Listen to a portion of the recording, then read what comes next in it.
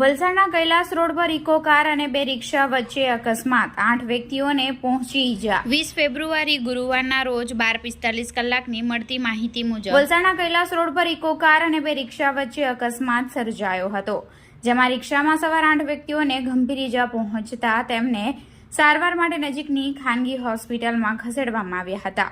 આ બનાવને પગલે પોલીસે ઇકો કાર ચાલકની ધરપકડ કરી છે।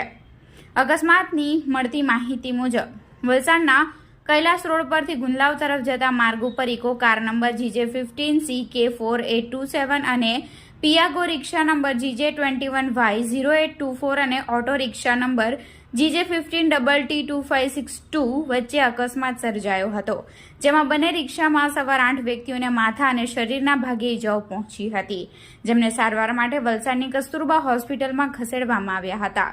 આ બનાવ બનતા તાત્કાલિક પોલીસ ઘટના સ્થળે દોડી આવી હતી અને ઇકો કાર ચાલકની ધરપકડ કરી હતી। જો કે આ અકસ્માતમાં કોની ભૂલને લઈ થયો છે તે હજી સુધી જાણી શકાયું નથી।